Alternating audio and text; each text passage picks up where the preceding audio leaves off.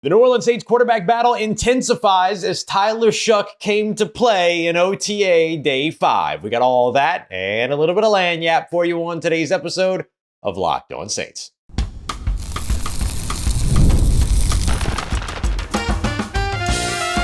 You are Locked On Saints, your daily New Orleans Saints podcast. Part of the Locked On Podcast Network, your team every day. What is good, Who Dat Nation and Who Dat family? I am your host, your friend, Ross Jackson, New Orleans native, your New Orleans Saints expert and credentialed member of the media covering those New Orleans Saints as a Saints beat writer over at LouisianaSports.net. And on today's episode of Locked On Saints, we're taking a look at everything you need to know from Saints OTA Day 5, the second day that media was in attendance. Chase Young looks fast and looks great in this new defensive system. No changes for Trevor Penning and the New Orleans Saints offensive line. That is a really good sign, and we'll kick everything off with Tyler Shough, who absolutely shined under the lights when you were looking for some improvement from the rookie quarterback. We got that coming up for you on today's show. We appreciate you very much, whether it's your first time or your next time, being here with us this time, making us your first listen, and being it every day or here on the show, which is a proud part of the Locked On Podcast Network, your team every day. The quarterback battle just got a lot more interesting. Don't be wrong, he was already interesting, but now we're seeing the progress for both of these quarterbacks from one week to the next. Noticeable steps forward for rookie quarterback Tyler Shough. That's not to say that Spencer Rattler had a bad day by any means. We're going to highlight him as well, but Tyler Shough was the standout because of some big plays and some big throws during the fifth day of OTAs on Thursday. I think you got to see it finally, a little bit of what it is that everybody talked about in terms of the pro-ready arm talent and having the best arm talent of the draft class and all those other things. Everything that everybody said, Louis Riddick and everybody that talked about him and everyone that coached him and the Bromes and all that other stuff. You finally got an opportunity to see him kind of uncork a couple over the course of the second day of OTAs that was open to media, fifth day of OTAs for the team. Tyler Shough hooking up with Bub Means as well as Donovan Peoples-Jones on big-time go balls down the left sideline. Massive plays. You can actually find video of the one to Bub Means in the Saints' recent kind of 1 minute, compilation of highlights from the OTA practice and all that. But a huge pass down that left sideline that, like, Bub Means set up extremely well. We'll be discussing him throughout the week because I saw some noticeable steps from him as well, especially as a route runner in particular. But he wins off the line of scrimmage, gets over the top of Dallas Beanham, the undrafted free agent rookie that's here this year, and kind of stacks, meaning that he got his body aligned over the top of the defender's body. And then you can kind of use deceleration and acceleration to create some separation. Bub Means went all acceleration when it came to his. And just a perfectly thrown pass by Tyler Shough. Get the ball out in front, hit Bub Means in stride, did the exact same thing with Donovan Peoples-Jones. 2 massive touchdown plays for the rookie quarterback who completed 9 of his 12 passes throughout the 12 7-on-7 reps that he got. A little bit of first team, a little bit of second team, both of them kind of splitting between first and second teams. But also Tyler Shough threw an interception. Really great play by Rajan Wright to get in there, who also had a pass breakup at an earlier point in the practice. We'll be highlighting Rejzohn a little bit later, but look, the interception is something that I don't necessarily, ding anybody for at this point. We talked about how we're not going to overreact to those things. It's, did he make the right decision? What happened? He was a little bit late on the pass. Get the pass out a little bit earlier. Everything's good. It's OTAs. But the touchdowns, those things, great. And I did get an interesting question from someone, and I think a valid question. It's like, hey, we're hearing so much about how good the quarterbacks are doing. Does that mean that the secondary is struggling? And what I'll remind you of is that these are 7-on-7 practices, right? So there's no pass rush. There's nothing there to aid the secondary. This is completely catered towards the benefit, not the benefit, but it's completely catered in favor of the offense, 1-on-1, 7-on-7s, all those things. So what you're trying to do here is take away from it what you can. And the fact that the quarterback can read that a receiver is open and put the ball in the right place for that receiver to go and make a play, and that receiver goes and makes that play, excellent. But that doesn't necessarily mean anything bad about the corner, right? There's no pressure, there's no physicality, there's like no full contact, all this other stuff. All that stuff makes a big difference in terms of how you cover, how long you're asked to cover, all those other pieces. Similarly, when a player makes a great play on the football as a defender and gets a big interception, great play by that defender doesn't necessarily mean anything bad about the other part of the situation. So we'll probably highlight the things that went well for both sides without discounting the thing that maybe didn't go well on the opposite side, because there's always some context there.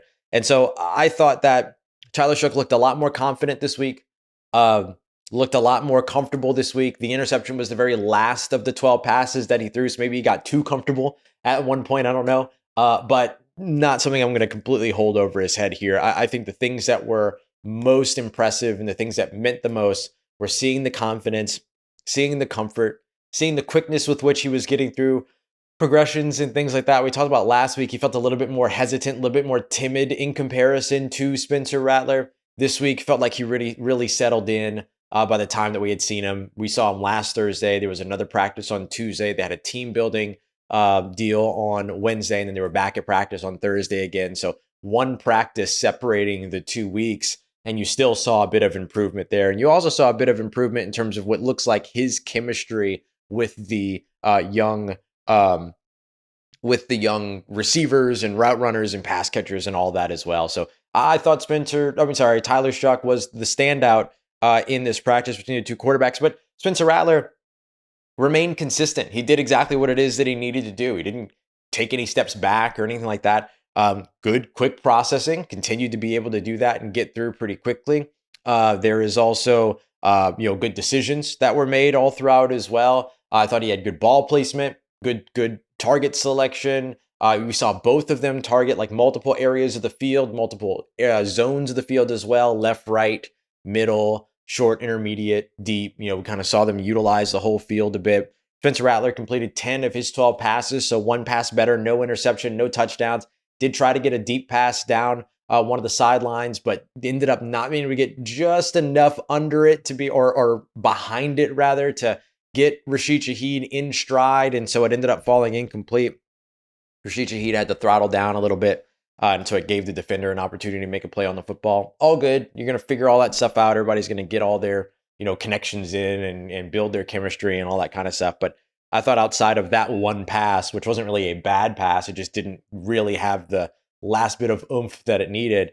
I thought that Spencer Rattler had another impressive day too. The idea here is for him to maintain consistency, right? We talked about how do you measure the consistency versus the flashes. And right now, Tyler Shough has sort of the biggest flashes, but I would say that Spencer Rattler, from the first practice we saw to this practice, more consistent over the course of those two.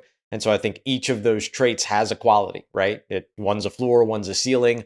However it is that you want to look at it, whatever works for you. That's not exactly the way I would look at it, but I could understand that. And so consistency, flashes, you're seeing all of it here between these two quarterbacks as this quarterback battle intensifies. Up next, while the quarterback battle intensifies, it seems that there's a settling going on the offensive line, and that's great news for the New Orleans Saints and for Trevor Penning. Let's get to that next as we continue on with today's episode of Locked On Saints, part of Locked On Podcast Network, your team every day.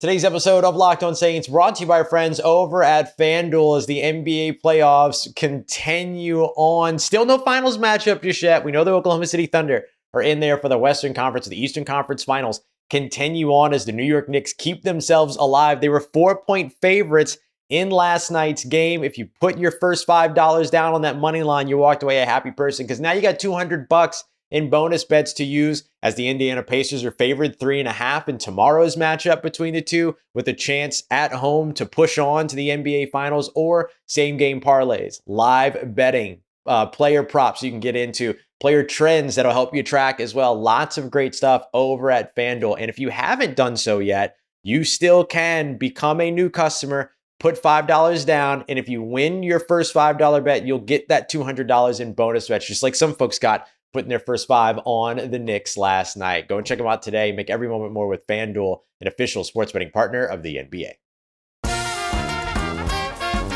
All right, family. Trevor Penning has not moved away from the left guard spot, and that's great news for the New Orleans Saints. In case you missed it, of course, the Saints last week had Trevor Penning move from right tackle, where he played last year after being moved from left tackle, over to left guard in between Eric McCoy and rookie offensive tackle Kelvin Banks Jr., who took that left tackle position, Talesi Fuanga out on the right tackle spot.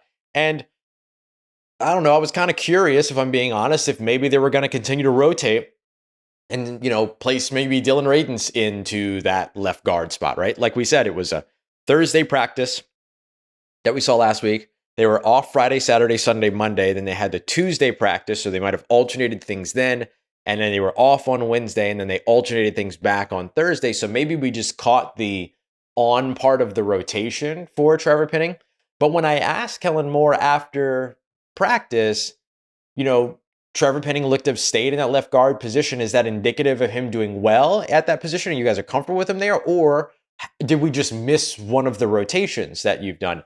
And he made no mention of further rotation or any rotations that we missed, and instead went on to credit that Trevor Penning has been doing a fantastic job, that transition isn't easy for anybody, and that he's making it work. And so maybe, just maybe, we're seeing some really good things out of Trevor Penning in that left guard spot. And much like Talesi Fuanga last year, who was drafted as a career right tackle, showed up in New Orleans. The Saints put him at left tackle in the offseason, OTAs, rookie minicamp, all that, and he simply never left that position, played there the entire 17 games of the 2024 season.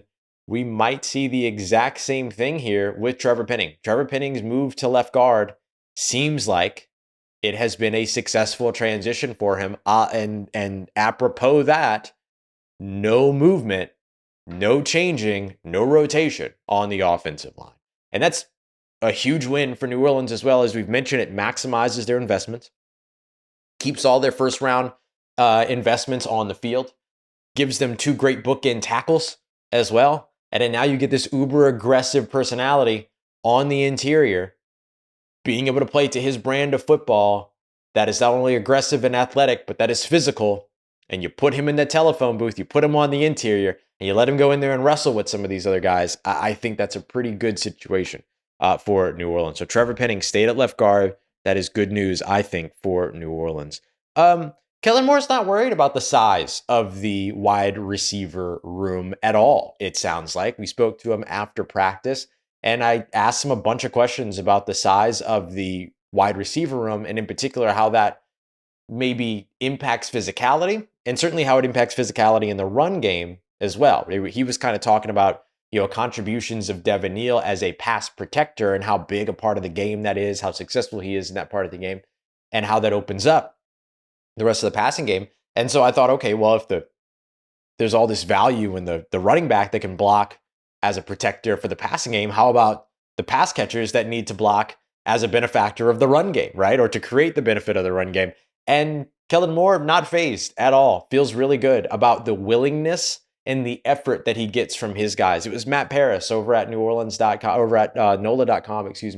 that did the research and found that the Saints are one of 2 teams in the NFL to not have a wide receiver taller than 6'2". That's it. 1, 2. Uno, dos. That's it. That's all they got. Eins, zwei. 2. And so it is a wild consideration that there are 30 other teams out there that have at least one guy 6'3" or above. And then now you have these New Orleans Saints who are sitting with 4 6'2" receivers: Bub Means, Cedric Wilson Jr., Donovan Peoples-Jones, and Kevin Austin Jr. And everybody else is 6 foot below, or 6'1", I think, is Dante Pettis. And so, I understand all the questions about size. I still think the Saints could use a big-bodied wide receiver in their room, but does that big-body wide receiver make the roster? Is that big-body wide receiver going to be able to contribute all these other things? Like, you can have the big body, but is that big body any more physical than the guys that you already have in the room? That's not a given just because they're 6'4". It's not a given just because they're 6'3". We keep talking about how the Saints need to go after Keenan Allen because they need a big-bodied wide receiver. 6'2". 6'2". Amari Cooper, 6'1". Like, where are you really adding that 6'3", 6'4" guy? And so, and if you do add one of them, a 6'3", 6'4" guy, do they actually play physical, or are they going to be able to contribute? All those other things. So, like, I get it. I understand it from the Saints' perspective in this situation, from a team building perspective, in terms of what you desire versus what's available. sometimes those things don't align. And if you're getting good play from the guys that are in your building that maybe don't necessarily fit the 6'3", 6'4", 6'5" check marks, but do fit the physicality and willingness check marks, then you're probably more comfortable than the external public is when it comes to the situation. So I understand. I get all of it. I think, you look at some of these guys that have, been able to go out there and impress in different areas. Like Chris Olave might be 6'1", 6 foot, but he had a 66% contested catch rate last season. 2 years ago in 2023, Rashid Shaheed, who's 6 foot and 180, 190 pounds, he ended up bringing in a 55+% contested catch rate in 2023. Brandon Cooks has 4 50+% contested catch rate seasons over the course of the last 6 years. Like, not bad. And each of them have been able to contribute solidly as run blockers in the past in terms of having the willingness to do it. And so maybe the Saints feel pretty good about that. And that's where the development of a Bub Means maybe steps in as well. Somebody that is bigger, somebody that can block, somebody that certainly has the willingness. I mean, Bub Means there's no one happier to be on a football field than Bug Means. Like, if he wants to be, all he wants to do is do something that helps a play get made. You know what I mean? And so that's a part of that willingness, a part of that desire. And he certainly has the physicality to get it done as well. And he's developed as a route runner too, so it keeps him on the field. And so as he further develops as a route runner and as a viable pass catching option, it doesn't turn into some type of Keith Kirkwood-esque giveaway if he's on the field the way that the Saints treated Keith Kirkwood, where they only had him out on the field when they planned to run the football. Same thing with Lynn Bowden back in the day. And Lynn Bowden, good example of a guy, not the biggest dude, but is an outstanding run blocker as well. So again, willingness, desire, and the want to be a part of a play and not be the play, right? Be a little bit being selfless, and which is a big trend in this New Orleans Saints locker room, selflessness. I mean, maybe the Saints are going to be able to pull off being able to block for this run game on the perimeter. I mean, the only way we're going to find out is by seeing. So we'll see. And as of right now, it doesn't seem like there's any rush to add any other names there. But I think the development of Bub Means could certainly go a long way in terms of helping in all of those areas. Coming up next, probably the most impressive player that I saw on the defensive side of the football on Thursday was defensive end Chase Young, and that is major for the New Orleans Saints defense. Got that coming up for you next. To continue on with today's episode of Locked On Saints, part of Locked On Podcast Network, your team every day.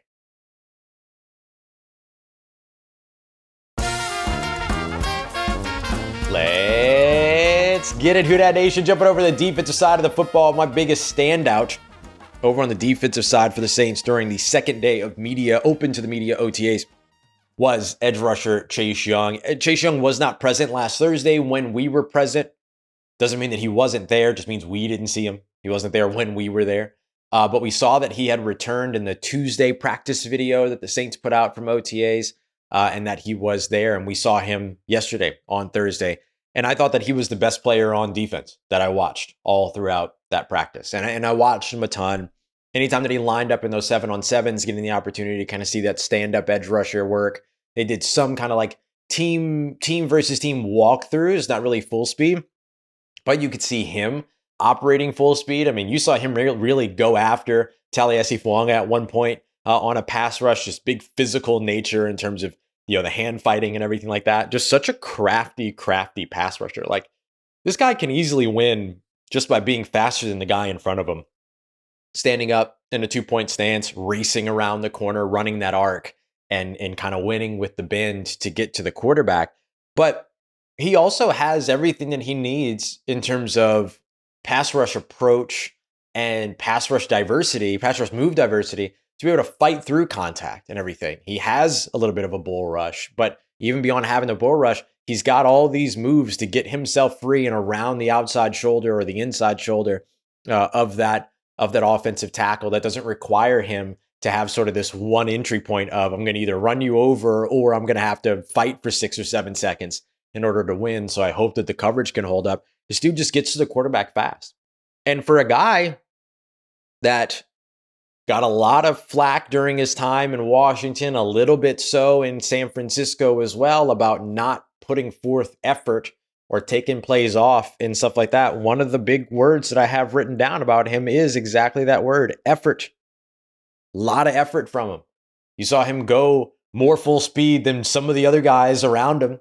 There was one point to where he had kind of, gotten into the face of Spencer Rattler as Spencer Rattler was rolling out in sort of this walkthrough thing. Spencer Rattler goes to just kind of like throw the football, and Chase Young jumps up and like knocks the pass down in front of him and is a little bit like, hey, you can take this slow if you want to, but I'm going full speed. And the two exchange words, jokingly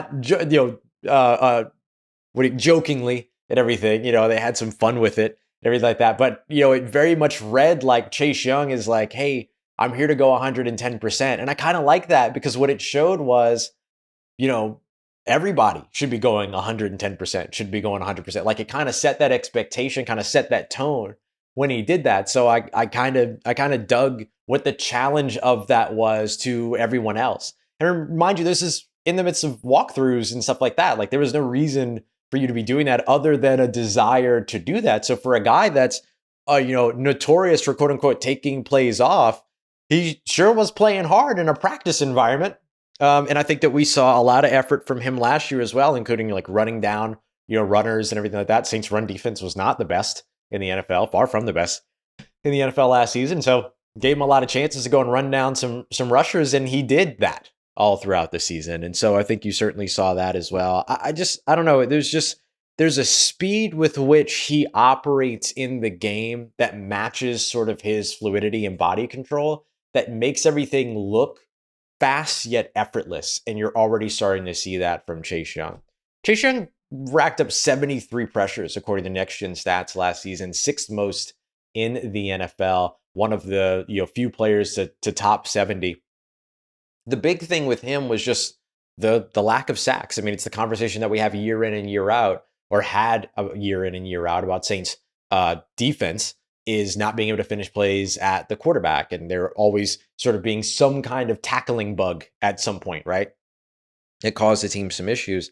And for Chase Young, he had some of those things last year to where he didn't necessarily finish that play at the quarterback, or he did, but there was a penalty somewhere else that wiped it away or something like that. So he finished the season with 5.5 sacks, a respectable season, especially for a guy that had a neck procedure at the beginning of the year and everything. But now as he's coming back and he's on this 3-year, 51 worth up to $57 million contract, and he's a year removed from that neck procedure, and he is kind of been able, he talked to us earlier this offseason after he signed his contract about all the ways that he's invested in taking care of his body and everything like that. Like really, really good stuff from him over the course of this last year. And the New Orleans Saints might be the biggest benefactors of it. And beyond that, Brandon Staley might be the biggest benefactor of it. And I think that Chase Young stands to be a big benefactor of Brandon Staley as well. I mean, you think about Leonard Floyd, you think about Joey Bosa, you think about Khalil Mack, like you think about all these pass rushers that Brandon Staley has gotten the opportunity to work with over the course of his career, whether it be as an outside linebackers coach or a linebackers coach working with the outside linebackers over with the Chicago Bears, defensive coordinator with the Los Angeles Rams, or as the head coach and defensive play caller for the Los Angeles Chargers. Chase Young's skill set kind of fits right in with all of the things that he has found success with in the past. So I do think that those two should be a pretty solid match for one another. And they are guys that will ideally, hopefully, be able to benefit from one another as well. All right, so I promised I would highlight cornerback Rajan Wright here. So this is going to be our little bit of lagniappe today. Rajan Wright came into the NFL as an undrafted free agent, most recently out of Oregon State in 2023. Spent some time with a couple of teams. I believe he was with the Panthers for a second, and then he ended up signing with the Saints in the offseason last year in 2024. And him, Shamar John Charles, and a few of these other corners kind of came in either as, free agency additions from other teams on the market, or, you had like Rico Payton and some others that came in as undrafted free agents. So they were part of this like really kind of underrated, but still like impressive preseason roster of corners that like showed up all the time. And Rajan Wright was one of those guys. He came into the league as a awesome tackler. I mean, a really, really good tackler on the perimeter. Never afraid to get involved in the run game. Did a good job in I think at the time, the Pac-12. I forget all the conference realignment stuff. Always kind of boggles my mind a little bit about what teams play where now. But with it's me shouting at the clouds. I'm not mad about it though. I'm not mad. What do you mean? I'm not upset at all. I just have trouble remembering. Leave me alone. But he would get involved in screenplays and make these breaks on the football and just like hyper intelligent, quick reactive, solid tackler type player. But last year in coverage in the preseason, he was excellent. He was targeted 10 times over the course of preseason, allowed only 4 catches, and had 2 pass breakups in the meanwhile over the course of the last preseason. And then in yesterday's practice, he had a pass breakup, and then he also had that interception at the end of the drills, the 7-on-7 drills. And I mean it when I say it, like it was a really, really good defensive play. It was a route that was kind of in the middle of the field area, and he ended up being able to make a break underneath the route to get to the football, dove, went to the ground, popped up, had the ball in his hands and everything like that. And so, look, is Rajan Wright going to unseat Isaac Yiadom or Kool-Aid McKinstry, who, by the way, Kool-Aid McKinstry again looked great, looked really good yesterday, or Alante Taylor? No, probably not. But is he going to be one of these valuable guys at a position where the Saints are always dipping into the 4th or 5th guy, whether it's because of dime packages or whether it's because of injury or whatever? Yeah, I think that he's trending in that direction. So really, really good start for Rajan Wright, who deserves a bit of shine after a strong practice on Thursday. All right, coming up in tomorrow's episode, I want to dive into some more of the unheralded standouts, the guys that you're not hearing about, kind of like Rajan Wright. And then we'll take a look at some of our other takeaways from OTA practice day 2 for the media as well. We appreciate you very much, as always, for making us a part of your day, part of your routine, for saying yes to me on the show. If you see me, please say hi. If you need anything else around your New Orleans Saints in between these episodes, make sure you follow me on your favorite social media at Ross Jackson, NOLA. Hit me up. Let me know how the family's doing them, how you living. Let me know how your mom and them. And trust Who Dat Nation, I'll holla at you.